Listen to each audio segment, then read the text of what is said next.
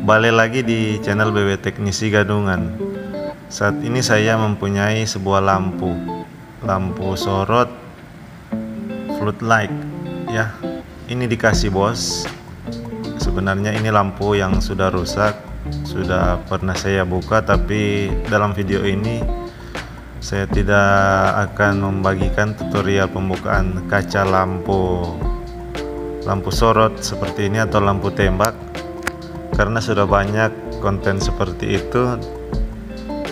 Dan untuk lampu ini juga sebenarnya sudah lama saya buka ya.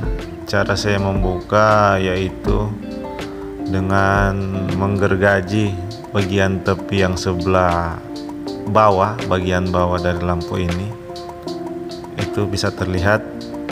Terus saya masukkan kepi, bisa oven min atau pisau, dan secara hati-hati perlahan kita congkel sampai bisa terlepas seperti ini ya. Itu yang pertama. Dan untuk lampu ini indikasi matinya karena kebocoran dioda. Karena dioda bocor itu sampai hangus, jadi lampu ini mati. Mungkin karena dioda bocor tadi membuat IC-nya rusak, sehingga membuat satu jalur pada rangkaian chip SMD-nya putus. Dan untuk menghidupkan lampu ini saya hanya membutuhkan beberapa komponen lain dari lampu bekas juga. Biasa ditemukan pada lampu-lampu Cina, lampu abal-abal. Biasa para tuser menyebutnya lampu abar-abar karena menggunakan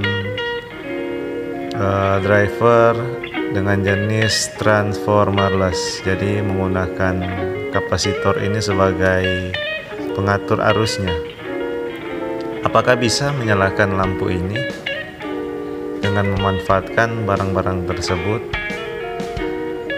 Jadi yang pertama indikasinya karena dioda bocor ya. Bisa terlihat saya pernah menjumper langsung memasang dioda, akhirnya lampu putus. Itu adalah ciri-ciri jika IC driver sudah bermasalah. Kalau bukan redup, pasti ada jalur yang akan putus, jalur ciplet. Jika kita menjumpernya lagi, maka akan putus pada jalur yang lain. Dan untuk memfungsikan kembali lampu ini, saya akan menerapkan rangkaian transformerless ke lampu ini. Oh iya, saya juga mengucapkan terima kasih kepada teman-teman yang sudah subscribe channel ini. Semoga channel ini bisa berkembang ke depannya dan dapat membagikan video-video yang bermanfaat. Selamat menonton, salam elektronik, salam coba-coba.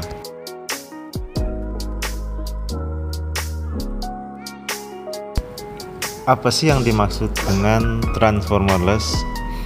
Itu adalah rangkaian paling sederhana untuk merangkai suatu driver lampu ya, karena tidak menggunakan trafo atau induktor di dalam rangkaian ini. Jadi hanya berpatokan ke kapasitor yang tadi sebagai sebagai pengatur arusnya. Dan bisa terlihat untuk jalur diodanya kita akan memasang. Saya menggunakan dioda bekas dari lampu yang kecil ya. Jadi ini sangat kecil.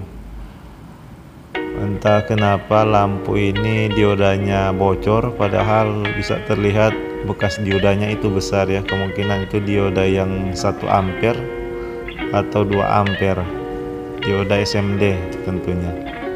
Dan kita akan ganti menggunakan dioda yang ukurannya lebih kecil dari barang bekas juga, karena untuk lampu ini saya bikin dengan tujuan untuk dipakai sendiri, jadi kita pakai barang-barang bekas saja. Jadi dari barang yang tidak berguna kita bisa fungsikan kembali. Solder, kita solder. Untuk teman-teman, jangan pernah ditiru bila menemukan konten yang melubangi plastik menggunakan solder. Ini solder saya ujungnya sudah rusak ya, karena menggunakan solder sebagai pelubang media plastik. Akhirnya solder saya maksudnya mata solder saya sudah jadi tidak bagus lagi. Timahnya sudah tidak meleleh jika menggunakan ujung solder ini. Kita jumper karena kaki-kakinya tidak sesuai, tentu saja kita jumper dengan kabel dan kita potong menggunakan gunting antistatis.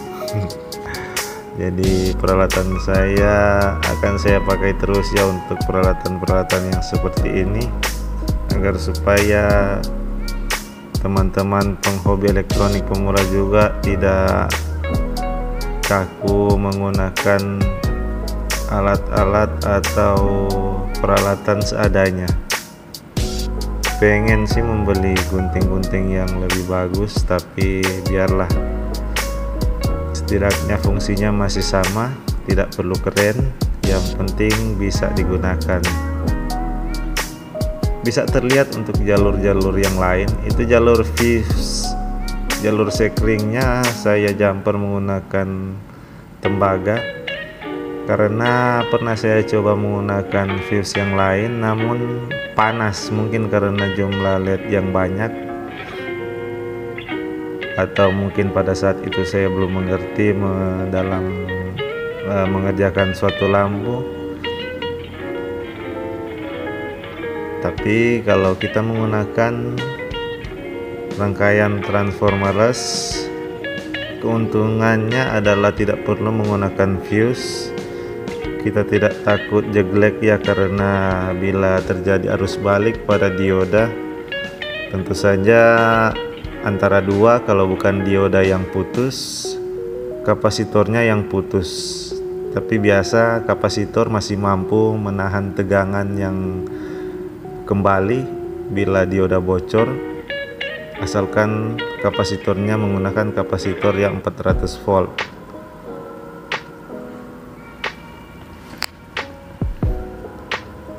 Jadi fuse tidak diperlukan lagi. Jadi untuk teman-teman yang mempunyai lampu-lampu bekas, lampu-lampu Cina yang disebut lampu abal-abal, jangan dulu dibuang ya. Bisa saja dibuang, tapi diambillah yang bisa bermanfaat. Kapasitornya, ada diodanya, masih bisa. Kita ukur menggunakan multitester, pastikan dioda dan jalur dari dioda ini telah menyatu dengan baik. Bisa kita ukur. Oke, diodanya berfungsi dengan baik menuju ke jalur plus, dan sekarang kita akan memasang kapasitornya. Pertama kita jumper dulu untuk resistor pembuang tegangan ini. Saya menggunakan resistor 150 kilo ohm dengan gelang warna coklat, hijau, kuning, dan dengan gelang toleransi emas. Sebenarnya bisa menggunakan resistor yang lain dengan gelang warna yang ketiga, itu warna kuningnya. Jadi sudah masuk ratusan kilo, 100 kilo bisa, 200 kilo ohm bisa, 300 kilo ohm bisa. Tapi saya menyarankan menggunakan yang 150 kilo ohm, lebih efisien. Untuk mencoba, jangan lupa kita gunakan kapasitor dengan nilai terkecil lebih dulu. baru menggunakan nilai yang besar, karena semakin besar nilai kapasitor, resistansinya semakin kecil. Bila dia mampu mengangkat kapasitor yang lebih besar, atau dengan kapasitor yang lebih besar dia masih menyala redup, maka kita paralel kedua kapasitor ini agar supaya arusnya bertambah besar, resistansinya menjadi kecil sehingga arus mengalir dengan besar. Sudah menyala. Sebenarnya lampu ini sudah menyala normal bila dilihat dengan mata telanjang, tapi entah mengapa dengan menggunakan kamera abal-abal ini lampunya seperti lampu disco ya. Saya coba tutup menggunakan kertas sama saja. Nah, ketika menutup mengenakan tangan, cahaya terlihat mulai stabil. Tapi jika menggunakan mata telanjang sebenarnya cahayanya kelihatan stabil ya.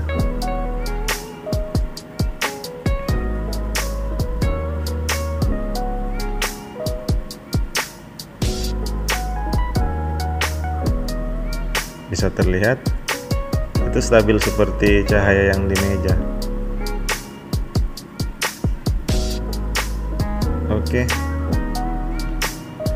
Tapi bisa terbuktikan dengan rangkaian transformerless kita bisa menyalakan sebuah lampu tembak tanpa banyak perhitungan, tanpa mencari IC yang rusak, tanpa mengganti LED yang rusak.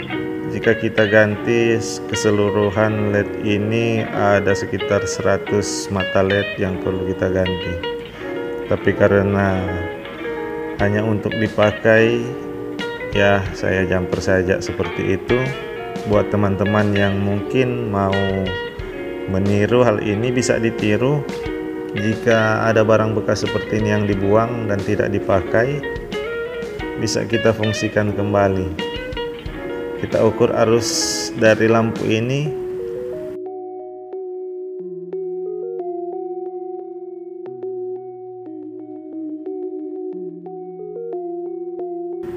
Terbaca 0,137, yang paling tinggi 0,139 mA. Jadi dengan jumlah chip LED 100 kurang 8 yang putus, sisa 92 chip LED 6 volt. Jika hanya diangkat dengan arus dengan power 50 watt, lampunya pasti awet ya. Bisa terlihat ketika kita kalikan, power dari lampu ini hanya 30 watt, 31 lah. Rangkaian saya cukup seperti ini agar supaya lampu ini bisa tahan lama. Bagi teman-teman yang mungkin mau menaikkan dari arus lampu ini, tinggal ditambah paralel kembali 1 atau 2 kapasitor milar seperti ini yang bisa kita ambil di lampu-lampu bekas, lampu-lampu Cina bekas, agar supaya arusnya bertambah. Tapi saya sarankan bila lampu sudah menyala dengan normal dengan arus yang kecil, kita pakai saja arus yang kecil ini agar supaya lampu bisa tahan lama, karena kita tahu bersama ini hanya lampu bekas yang kita fungsikan kembali ya. Jangan dipaksakan untuk lampu-lampu ini atau lampu LED ini dengan tegangan kerja yang lebih tinggi. Mungkin bisa lampu ini hidup kembali dengan tegangan kerja yang lebih tinggi, namun keawetannya sangat tidak terjamin. Jadi ini dia lampu bolamnya, contoh lampu bolam yang memiliki kapasitor seperti tadi. Bagi para pemula mungkin ada yang belum tahu, tapi kalau tuser-tuser yang sudah profesional, minimal sudah mengetahui banyak komponen, pasti tahu di mana kita mendapatkan kapasitor Mylar seperti tadi. Ini dia kapasitor Mylarnya. Daripada lampu ini dibuang, kita bisa memanfaatkan komponen-komponen yang ada di dalam lampu ini. Dan untuk lampu jenis seperti ini tentu saja komponen yang paling mendukung dari hidup tidaknya lampu ini adalah kapasitor Mylar ini. Jadi lebih dan kurangnya saya mohon maaf. Untuk teman-teman tuser yang ingin meniru rangkaian ini, silahkan Anda nonton video ini dari awal sampai akhir tanpa skip. Pasti teman-teman akan tahu caranya seperti apa. Dan sudah saya buktikan. Sebenarnya saya juga punya lampu tembak seperti ini yang saya fungsikan, di mana lampu itu masih saya pakai sampai saat ini sebagai lightning atau penerang saat saya membuat video. Tentunya saya menggunakan driver dengan tegangan kerja di bawahnya ya, di bawah spek dari percipletnya, agar supaya bisa awet dipakai, tahan lama, dan menyala dengan bagus. Video ini telah selesai. Saya mengucapkan terima kasih kepada teman-teman yang sudah menonton video ini. Jangan lupa klik like dan subscribe. Bila channel ini atau video ini bermanfaat, bisa teman-teman bagikan. Terima kasih kembali. Salam elektronik, salam kita mencoba-coba.